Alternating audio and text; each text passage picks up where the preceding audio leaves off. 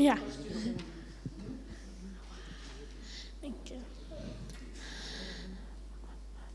Why, when we have buses in Cardigan, like some buses are okay and other ones go past too early or too late, and if I'm trying to cross the road, I sometimes try and flag them down to stop and they go past too early. Why do they get away with that?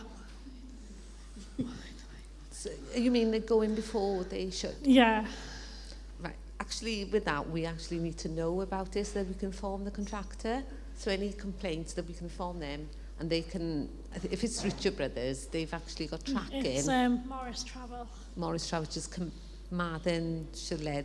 But if you want to inform us or manager, I say, I can't really answer for them because, as I say, Richard Brothers, they have tracking, so they can have a word with the drivers that can tell exactly the time they're going through. But I'll pass your concerns on to manager with regard. Is it happening very often? It has happened 3 or 4 times in the last month or so. Right. And any particular time?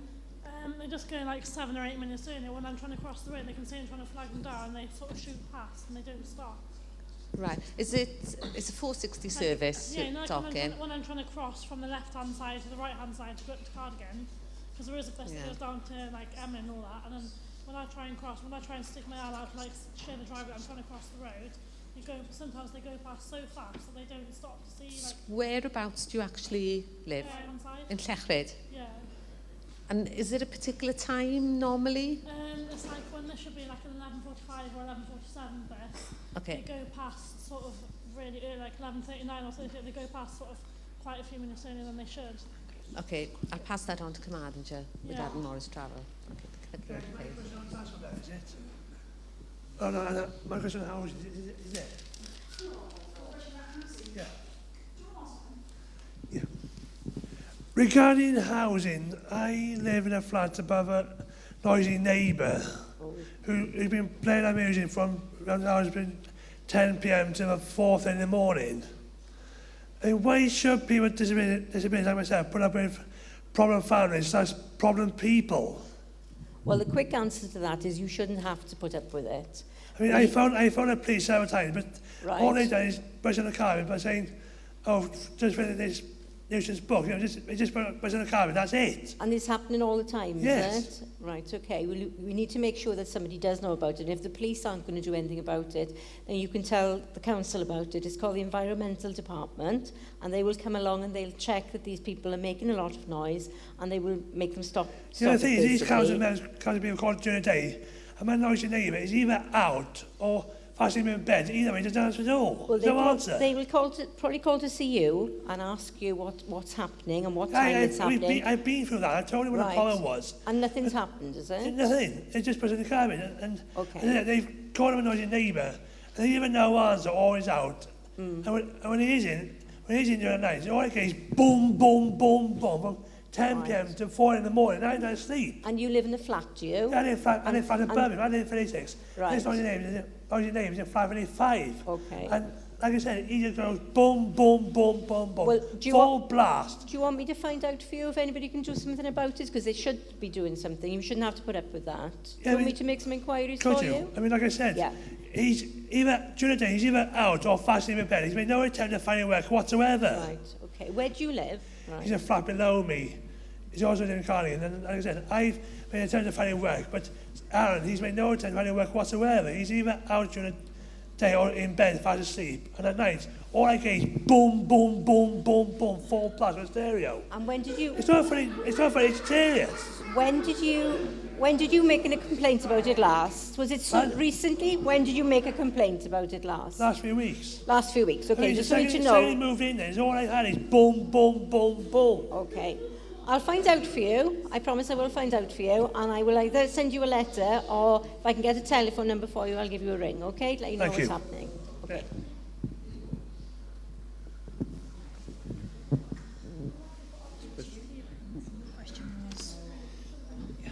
Why can't clients be interviewed by interview staff? This is regarding.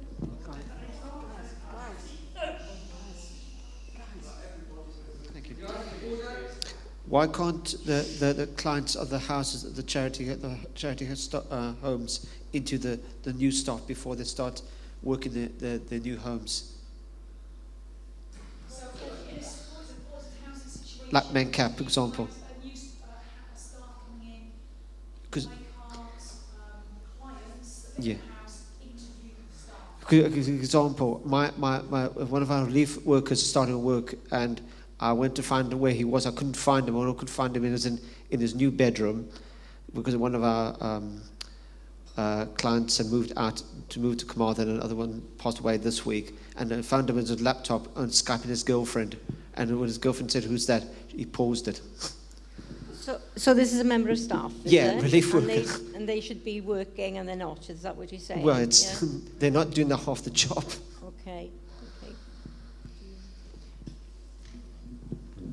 It comes back to the answer I gave to a previous question, really, that if you're experiencing those sort of problems, they need to be reported. And if you don't report them, then there's very little we can do about it. I mean, if that support is being commissioned by us as a department to support people in that house, we need to know about it. Because otherwise we can't do anything to resolve the problem. Because you're right, it shouldn't happen. We do need to do something about it. You see, the problem is I can't understand how they get away with it. Like, for example, they don't understand people who are autistic, got epilepsy, and they're not trained on how to cope with these people. They think they know all their academics. They've got degrees to name their names. They've got all the best qualifications about. But when you know they always wear their mask and they don't understand the clients, it's very sad. Well, all of our providers that provide support that we commission are required to train their staff to a certain level. And that's part of the monitoring that we do with our providers to make sure that they are training their staff. Again, if you are concerned that some staff aren't being trained or haven't got the necessary knowledge and skills, again, it's about putting that through the concerns process so we can pick up on it. Because that's the only way we can do anything about it, you see, Hugh. If we don't know about it, we can't resolve the problem. Yeah, and I feel that there's a lot of people, independent myself, need training ourselves. Like I've asked for before the new staff started coming, also to do the awesome course, and it didn't work. Just like a commission said, sorry. Then we need training ourselves. Well, again, if you're identifying that you yourselves have got training needs, then again, if you can flag those up, then we'll try to see if there's any way we can work with the providers to make sure that you get it. Right, we've only got about 5 minutes left, so we've only got another couple of questions.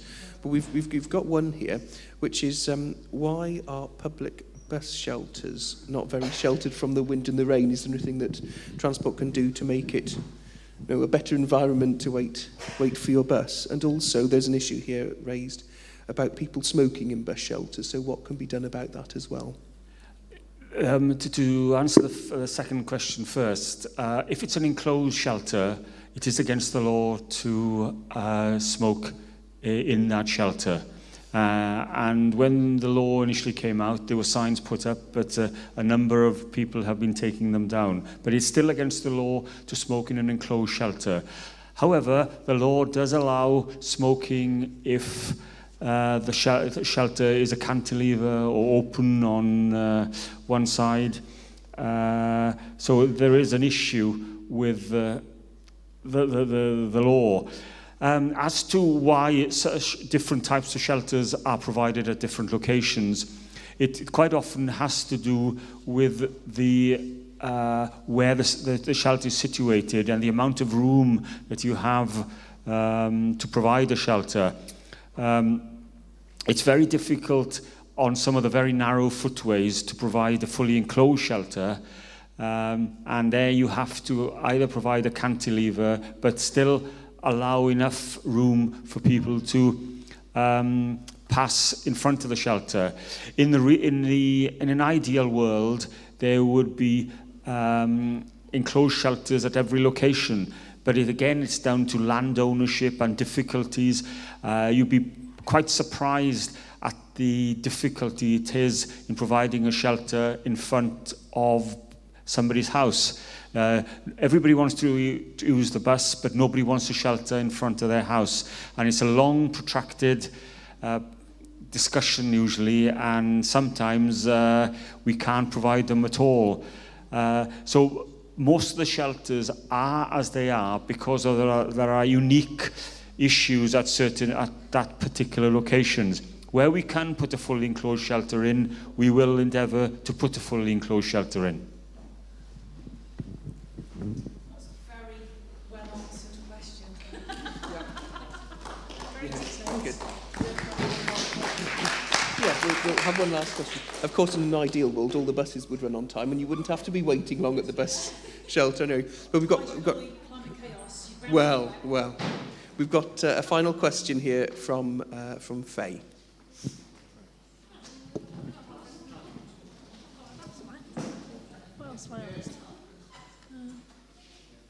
Oh yeah. How can you make sure specific needs are met and in a relevant time frame?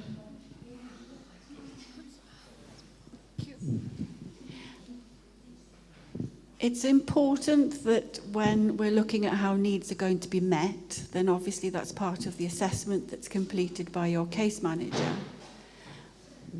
But it's also very important as part of your review. You know, when you're having your review, and I hope that most of you have person-centred reviews, and it's your opportunity as part of that review to make sure that you highlight whether or not you think your needs are being met or not. Because since my support worker went on maternity leave, I've had people come in, out, and people leaving and people changing all the time. Nothing is stuck to what it was planned to be, and it's constant change, and nothing's ever sort of organised properly. Everything's always last minute and always when I'm not available and things like that. I think, you know, that's obviously a problem because that's something we have very little control of, is if people go off sick or they're, you know, have long absences of leave, particularly when they know you very well. Yeah. And you've got different people coming in. Because I had a planned support worker and she only left after a few days and didn't come back and went and moved to London from Wales. Right, okay. I mean, I think it is a problem, you're right, and it's how we manage that. But I think it's important that's why you need your care plan and your service delivery plan to be quite, you know, explicit, explaining everything that needs to be done.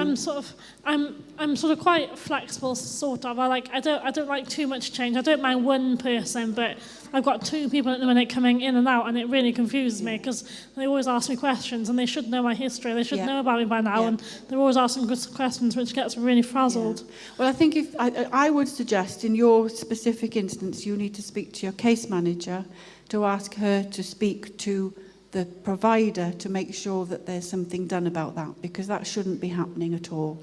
And I think you need to have some consistency, and it's up to the provider of that service to make sure you get that consistency. So I know that some of the providers have trouble with recruiting sometimes and getting, you know, steady staff in, but it sounds to me as if it's been going on for a little while. Yeah, for the last 10 months. Yeah, well, it shouldn't be going on.